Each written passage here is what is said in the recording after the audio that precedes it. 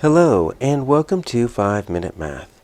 Today we are looking at the Algebra 1 concept of determining slope.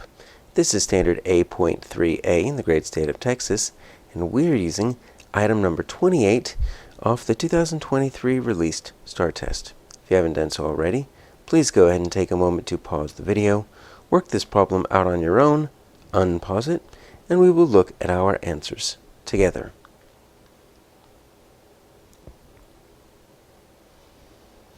So we've got a coordinate grid that we can use, 2 points that are on a line that hasn't been graphed yet, and we are looking for the slope.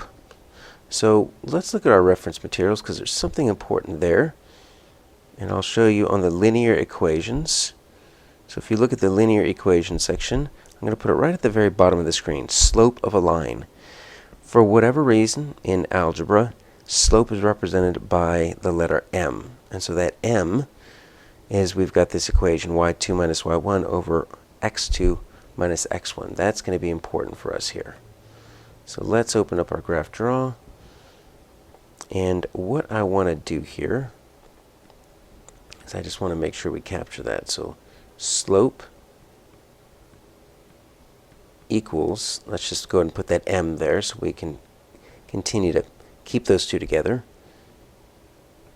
This y2 minus y1 x2 minus x1. So I always kind of think of it as change in y over the change in x using that Greek letter delta, which looks like a triangle, to represent change. Sometimes we'll just call it rise over run. But that's the slope of a line.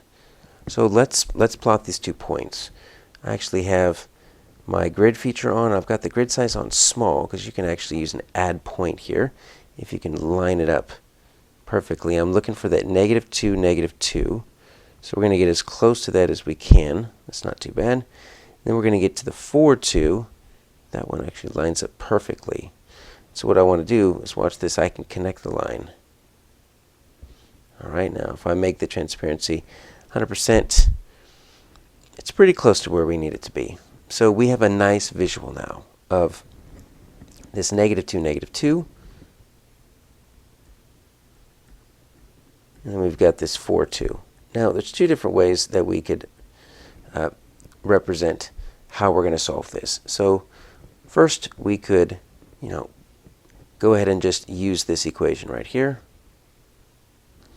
So the only thing is you want to make sure that you label specifically your x1 and x2. So this is going to be my x1, which means I'm going to make this one my x2.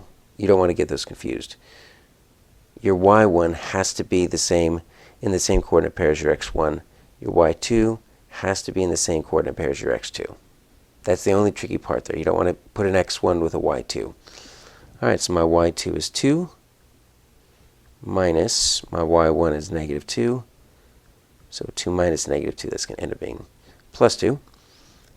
And then I've got my x2 of 4, and then another -2, minus -2. So that's going to end up being 4, right? Because that's a 2 plus 2. And that's going to be 4 plus 2, that's 6.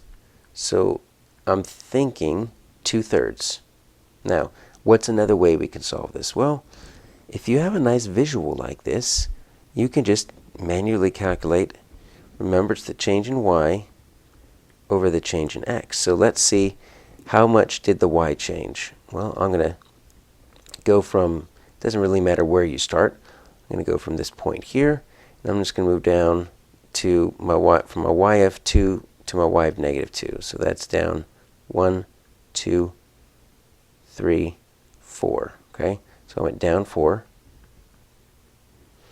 And then let's move over 1, 2, 3, 4, 5, 6. I went from my x of 4 to my x of -2. So that's -6. Okay, so obviously the 2 negatives are going to cancel out, but guess what that reduces to? 2/3. So we could do it either way here. And so we're going to look down, and we've got our answer there as C. So let's make sure. You see, it's very tricky. We've got a whole bunch of 2s and 3s all over the place, but our answer here is C.